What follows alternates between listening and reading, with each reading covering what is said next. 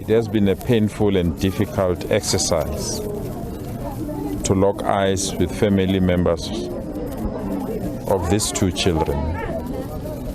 It has been a very painful exercise for them to try to explain to us what happened. There is no family that deserves to go through this pain. There is no family that deserves to go through this hardship. Even animals don't treat their children like this. The pain the family members that they have to endure, explaining to us how they found the state of the bodies of their own children, is completely unacceptable. We are trying to establish the reasons behind, but the community is very clear that this is not the first case, and they're also reaffirming that if we don't do something drastic as government, this will possibly not be the last case. So we have no choice but to unleash state resources that we have at our disposal to ensure that the police do everything within their powers to hunt and get reasons why these people are behaving like this. It's beyond being barbaric. It's beyond being heartless. It's something that can't be explained, that a human being can do what they've done to our children. As the state, we have offered our support to the family, and I want to thank firstly our patrollers. With limited resources, with limited support, they are the one that managed to get the two bodies. I want to thank them from the bottom of my heart. This is the partnership that we need with communities. I also want to thank business people who have already come forward that they will work together with the state to offer support to the families. B3 has already made their resources available to cover the cost of the funeral, and we want to thank them for that kind of support. But we also want to thank community members. They've been giving us information, and they've been with us to ensure that the family is supported. We come here and leave. The community leadership is always here and forever here. So we want to thank them for the work that they've done, the support that they're doing, and the guidance that they're providing. But on behalf of the government that I have the honor to lead, we are indeed deeply hurt, deeply disappointed. But we want to assure the community and the family that we'll do everything within our powers. We have already given the police the necessary instruction and the support that they need so that these perpetrators can be hunted down and we can attend to all these issues. I want to leave with this. Thanks very much, Premier. You can take questions if you have. In the dark, I can't see. Okay, Kat. 2 and then 3. We have another one. 4. Okay. 5. Okay, Kat. All right, Premier Soweto from Newsroom Africa. Very harrowing scene here. How do we prevent this from happening again? Obviously, it's speculation right now as to the motive, but things like perhaps muti or things of the like are in the rumor. How do we change the culture if that's the conversation that's happening, and how do we prevent this? Well, where I am, it's a culture of lawlessness that must not be tolerated, where people feel they can do as they wish, where people play God. They can determine who must live, who must die. And that culture must be nipped in the bud. That's the reason as this provincial government, we've taken a firm decision to invest in law enforcement in this province. That there must be patrollers 24 hours in every community, and we must have all the necessary resources to be in a position to trace and check if somebody goes missing. Because we need to invest in those resources, because we live in that era where children are missing, especially women, and goes missing literally every day in our community. So we might be here because someone have alerted us. How many other people that go missing that we don't even know that they've gone missing? So it's a culture of lawlessness a culture of where people feel that they can do as they wish and they'll not be traced and they'll not be tracked and they'll not pay for their sins. And we are investing lots of resources. I know people make jokes about our investment in panic buttons, our investment in drones, our investment in helicopters, because we need to respond immediately when something of this nature happens. So we are at least moving towards the right direction. From the 1st of May, we are releasing close to 6,000 patrollers to patrol our communities. We've already procured almost 200 or 400 cars that we need in our province, helicopters, drones.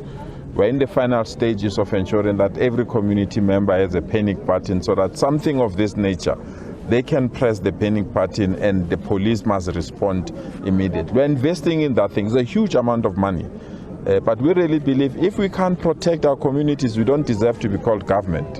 And if our communities will live in fear, then what's the purpose of living in this world? So we are working very hard to ensure that we protect that. But I don't want to go deeper on matters of muti, on the purpose and other things. Is when we hunt the perpetrators that they must confess why they did this and who sent them to do this. Right, Premier Veronica Mahwadi from Eyewitness News. Just for clarity's sakes, Premier, can we just get an understanding essentially of how many children were involved in this gruesome incident? I know you've mentioned of a third child. You did go see a third family for clarity in that regard. Secondly, Premier, we of course, all journalists have been here throughout the day speaking to the community.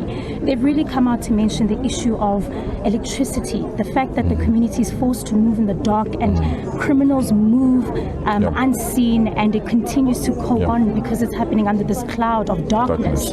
And just the third question then, Premier, what do you say then, I think, as well to community members who feel that they must in some way take the law into their own hands until they can see some form of justice or, a control of laws happening in their community?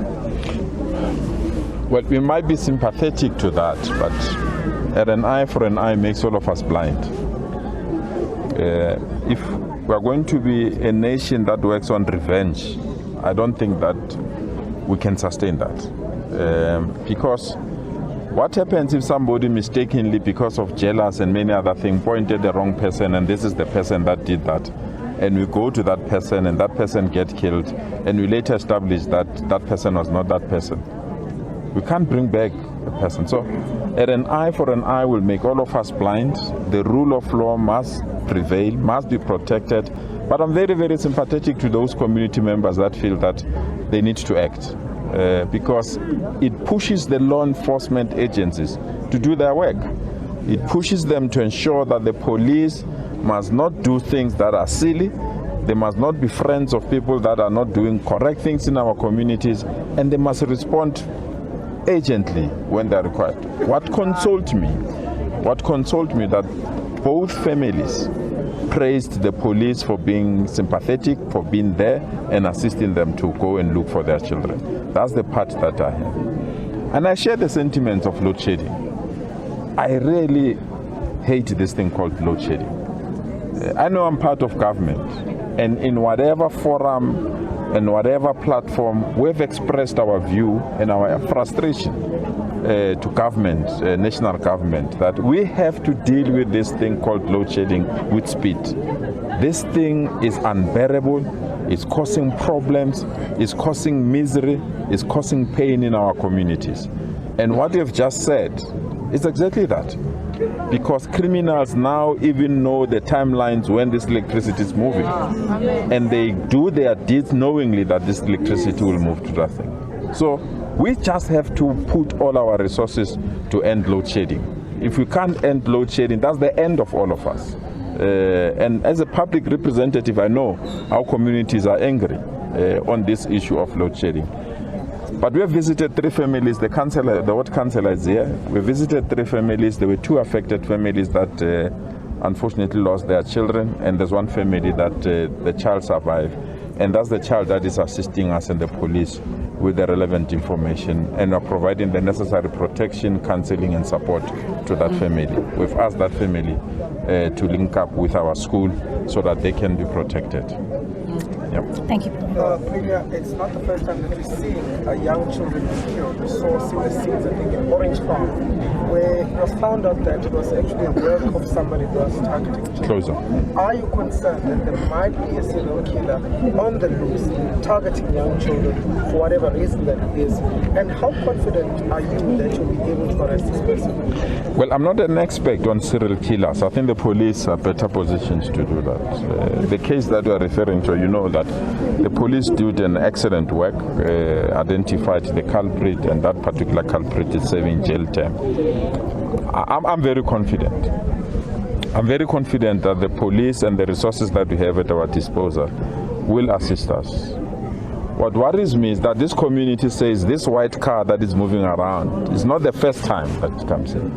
It's not the first time that it's doing what it's doing. So we just have to deposit our intelligence work here within our communities. But we already received valuable information thus far.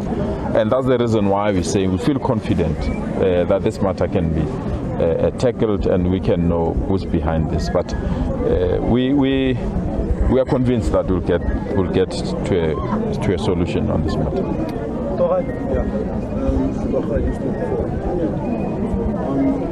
What ultimatum to give to the police to find those who are behind these heinous crimes? Number two, clearly by judging that there is a vehicle that has been identified, where the police are aware, no, you're not a police officer, were they aware of such a vehicle that is suspected to be committing such crimes, and what did they do, or what are you going to do as the Premier in your relationship with the Provincial Commissioner to ensure that that vehicle is found? Let me leave that to the MEC responsible for police. Yes, BBC Premier. Like Premier has indicated that through the work of the provincial office together with the station commander, a team from FCS also has been roped in. So this case has been taken very seriously, such that it's being investigated at higher level, and the local police are actually assisting with more information. Of course, we take very serious matters that pertain to the safety of our communities. That is why with the establishment of Your Neighborhood and also working very closely with patrollers, that's what actually assisted the police. So sector crime forums that do exist within our communities and your neighborhood watches are actually the backbone of our communities that ensure that even perpetrators are actually brought to book. On the matter of this car that is terrorizing communities, I'm sure Brigadier Shiburi is working very closely in also trying to identify who exactly. Some of them, they actually travel with fake number plates. And with the rolling out of technology in our communities, you know, once we have CCTV cameras in each and every street, I'm 100% sure communities together with patrollers will be able to assist more one another and using their panic buttons. When they see somebody coming closer to children or luring children, that person can be able to utilize his or her panic button to be able to bring police to the attention of that. And I'm 100% sure, working all of us together, we can be able to nip this in the bud. Of course, we know that others may say these are cases that contain the serial killers and serial rapists, especially targeting young children. It is a sad part to see most of our children dying at the hands of adults, but we hope working together we can be able to assist one another. Someone somewhere knows something about somebody.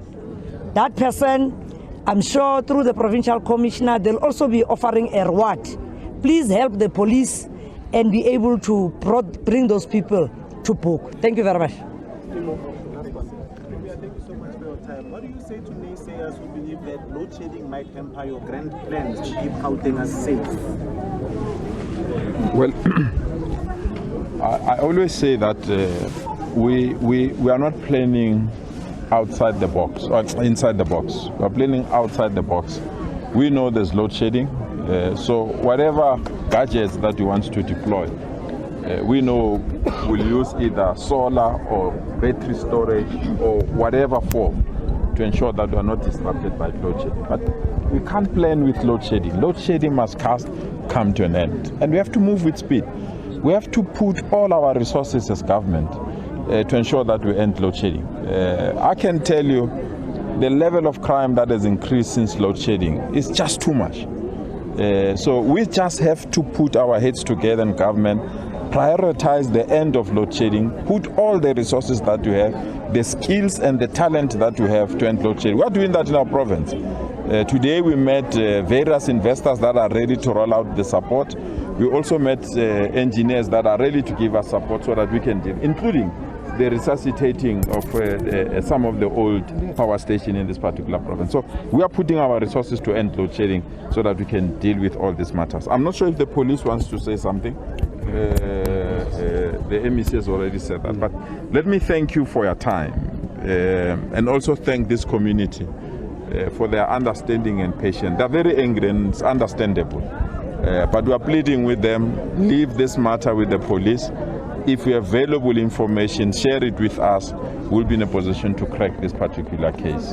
And we want to wish those families that are going through this pain, they must know their pain is our pain. We want to share our condolences with them. We share this grief with them, and we are determined to do everything within our powers to catch these criminals.